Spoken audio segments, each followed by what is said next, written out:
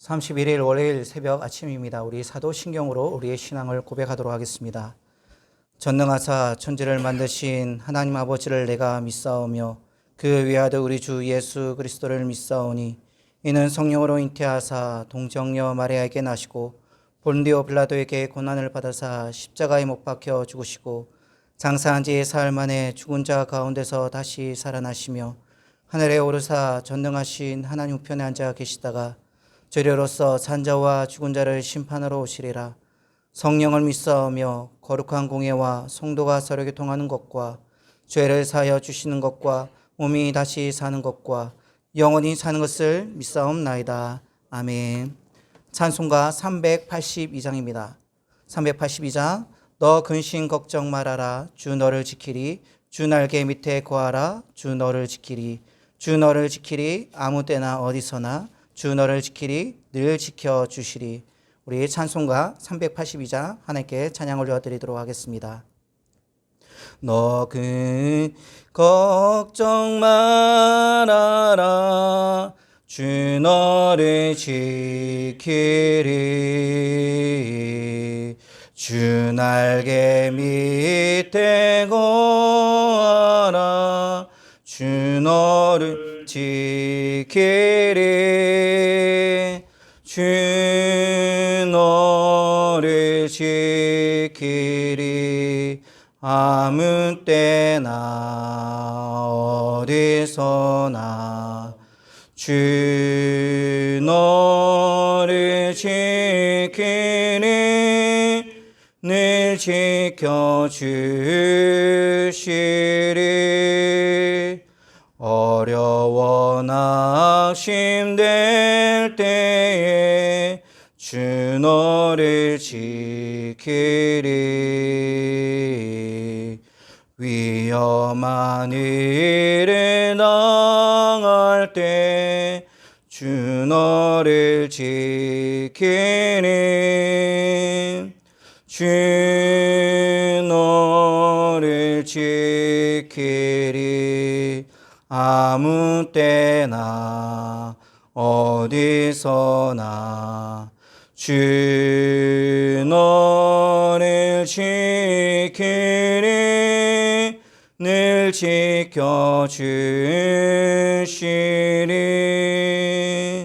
너를 미리 아시고 그 너를 지키리. 구하는 것이 주시며 주 너를 지키리. 주 너를 지키리.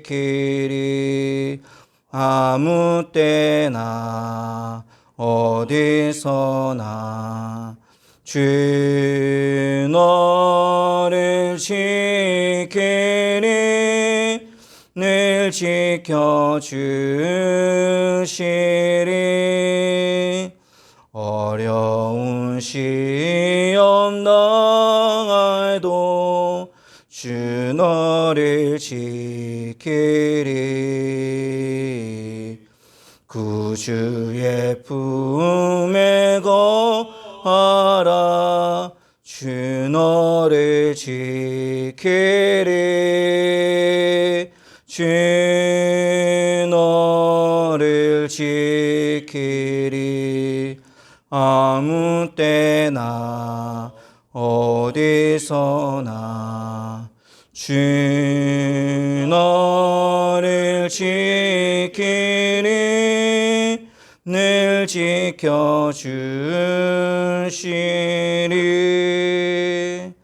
아멘.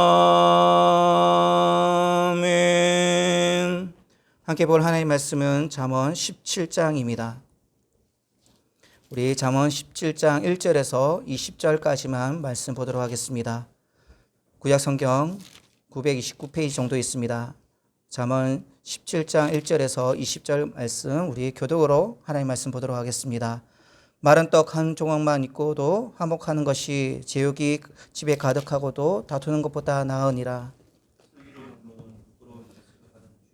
를 다스리겠고 또 형제들 중에서 유업을 나누어 얻으리라. 도가니는 은을, 풀무는 금을 연단하거니와 여호와는 마음을 연단하시느니라. 악을 행하는 자는 사악한 입술이 하는 말을 잘 듣고 거짓말하는 자는 악한 혀가 하는 말을 귀를 기울이느니라. 가난한 자를 조롱하는 자는 그를 지으신 주를 멸시하는 자요, 사람의 재앙을 기뻐하는 자는 형벌을 면하지 못할 자니라. 손자는 멸관이요 아비는 자식의 영안이라. 지나친 말을 하는 것도 미련한 자에게 합당하지 아니하거든 하물며 거짓말을 하는 것이 존귀한 자에게 합당하겠느냐. 보석 같으니 그 어디로 향하든지 형통하게 하느니라. 허물을 덮어주는 자는 사랑을 구하는 자요, 그것을 거듭 말하는 자는 친한 벗을 이간하는 자니라. 좋은 것이 매 100대로 미련한 자를 때리는 것보다 더 깊이 박히느니라. 악한 자는 반역만 힘쓰나니 그러므로 그에게 잔인한 사자가 보냄을 받으리라. 미련한 일을 행하는 미련한 자를 만나지 말 것이니라. 누구든지 악으로 선을 갚으면 악이 그 집을 떠나지 아니하리라.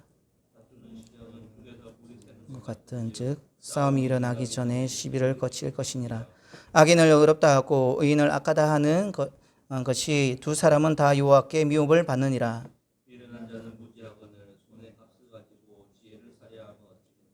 친구는 사랑이 끊어지지 아니하고 형제는 위급할 때에 위하여 낳느니라.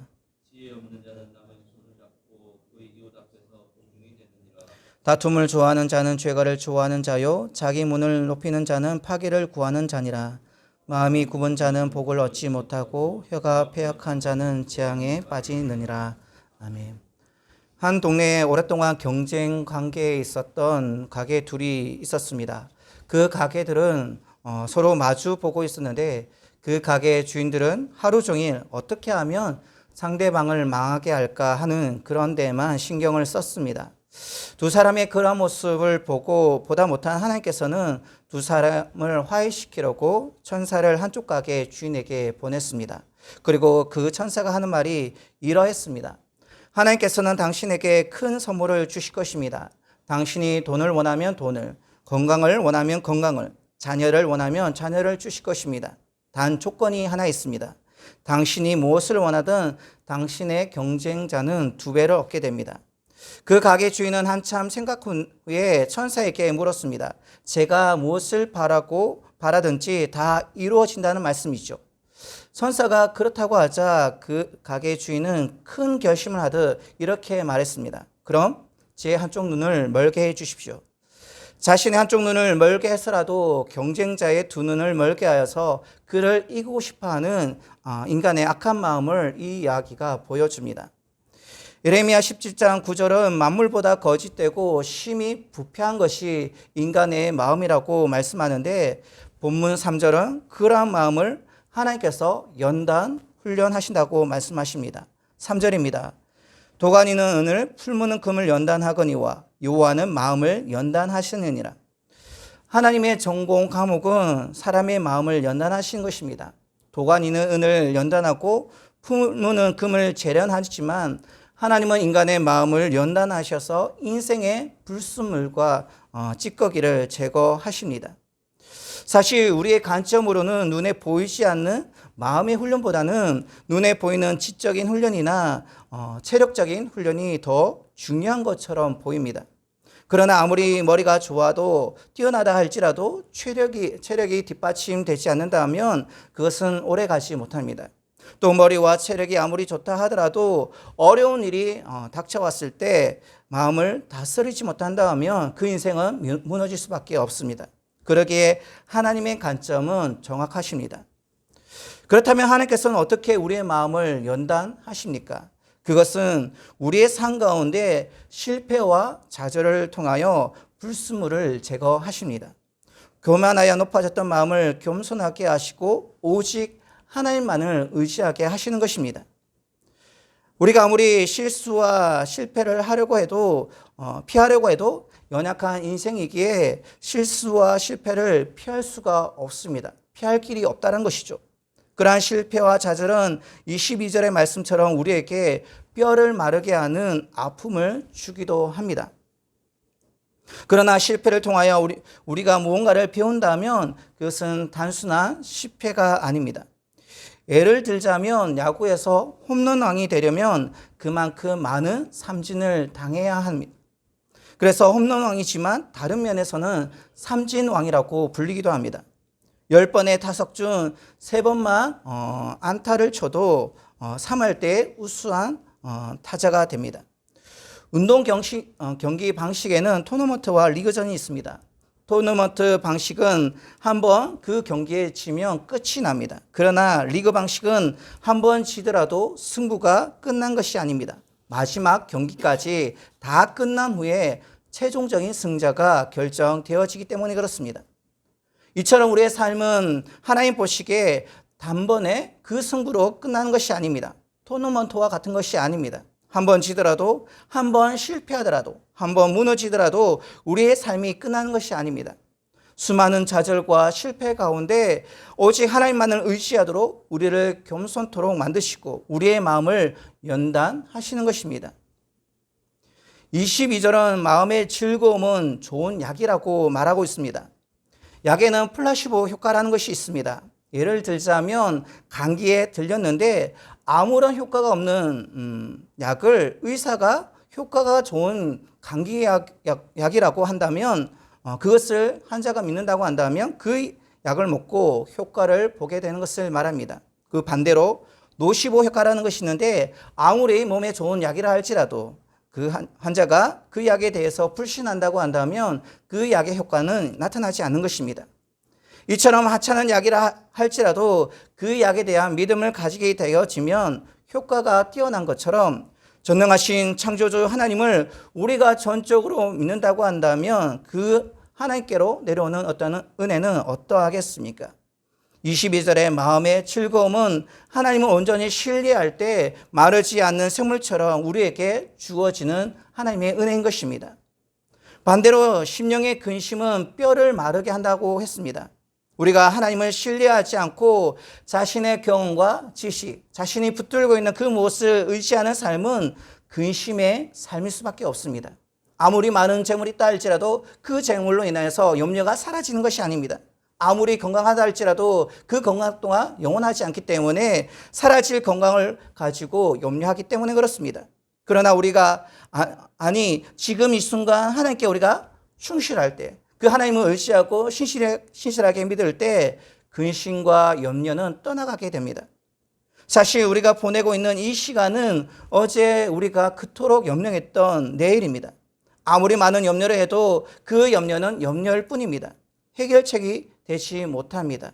오직 문제의 해결자 되신 하나님을 신뢰하고 의지할 때 그 염려는 아무것도 아닌 것을 보게 됩니다. 여러분, 출애굽하여 40년 동안 광야에서 지냈던 이스라엘 백성들을 한번 기억해 보시기 바랍니다. 배고픔에 하나님과 모세를 원망했던 이스라엘 백성들에게 하나님은 하루에 한 차례 만나를 내려주셨습니다. 그리고 내일을 위하여 저장하지 말라고 하셨습니다. 그것은 매일의 삶 속에, 바로 오늘이라는 삶 속에 하나님을 더욱 신뢰하기를 원하셨기 때문입니다. 결국 이 훈련을 통해서 하나님께서 우리에게 주시고자 하는 것은 바로 축복입니다. 20절 말씀입니다. 마음이 굽은 자는 복을 얻지 못하고 혀가 패역한 자는 재앙에 빠지느니라. 하나님이 마음의 훈련을 통해서 우리에게 궁극적으로 원하시는 것은 우리의 굽어있는 마음을 펴는 것입니다. 훈련을 통해서 마음이 굳게 펴게 되어지면 하나님께서 그 마음에 복을 허락해 주실 것입니다. 굽어있는 마음으로는 하나님의 복을 누리지 못합니다. 받을 수가 없습니다. 따라서 우리 모두 주께서 복을 주시는 통로인 마음을 곧게 펴서 펴는 지혜로운 주의 백성들이 되기를 소망합니다. 오늘 잠언의 말씀을 통해 하나님이 우리의 마음을 연단하신다는 사실을 깨닫게 됩니다. 사랑하는 여러분, 마음을 연단하는 자리를 피하지 마시기 바랍니다. 그 자리가 고통이고 어려움이라고 해서 외면하지 마시기 바랍니다. 실수와 실패를 두려워하지 마십시오. 오직 하나님의 훈련을 믿음으로 이겨냅시다. 하나님을 신뢰함으로 하나님이 주시는 마음의 즐거움을 오늘도 이 삶 가운데 누리시는 저와 여러분 되시기를 주님의 이름으로 축복합니다. 함께 기도하도록 하겠습니다. 사랑하는 주님 감사드립니다. 오늘 새벽에도 하나님께서 말씀의 자리 가운데로 인도하여 주셔서 주의 말씀에 귀 기울게 하신 주님 감사드립니다. 하나님, 우리의 심령 가운데 은혜를 더하여 주시옵소서. 만물보다 거짓되고 부패한 우리 심령을 하나님께서 새롭게 하여 주셔서 그 심령 안에 주의 말씀으로 채우게 하셔서 주의 말씀 따라 살아갈 수 있는 저희들일수록 주여 도와주시옵소서. 세상은 우리로 하여금 세상의 방식과 방법대로 살아가기를 우리에게 유혹하지만 그것을 다 내려놓게 하시고 하나님 주시는 말씀에 순종함으로 말미암아 하나님 뜻대로 살아들 수 있는 우리의 심령이 되게 하여 주시옵소서. 아무리 많은 실수와 실패가 있다 하더라도 좌절하지 아니하도록 하시고 우리를 건지시고 우리와 함께 하시는 주님을 신뢰함으로 말미암아 이겨내게 하셔서 주님께 더 가까이 나아가는 저희들의 삶이 되시도록 주여 축복하여 주시옵소서. 하나님, 염려와 근심이 쌓인 우리 인생일지라도 하나님 그 모든 것을 주님 앞에 내려놓기를 소망합니다. 하나님, 염려를 붙들 때 그 염려가 사라지는 것이 아니라 더 많은 염려들로 우리를 정말 힘들게 하는 것을 깨닫게 되어집니다. 오직 주님을 의지하게 하여 주시옵소서. 문제 해결자이신 주님을 바라보게 하셔서 주님을 통해서 승리하며 나아갈 수 있는 사랑하는 주의 백성들 다 되게 하여 주시옵소서. 코로나로 인해서 마음이 많이 힘들고 삶이 많이 무너졌지만 그 모든 상황 가운데서 주를 바라보게 하시고 주의 도신 가운데 이겨나갈 수 있는 사랑하는 주의 백성들 다 될수록 주여 축복하여 주시옵소서. 주님 주시는 마음의 즐거움을 통하여서 오늘도 복된 하루 살아갈 수 있도록 주께서 축복하여 주시옵소서. 감사드렸고 예수님의 이름으로 기도드립니다.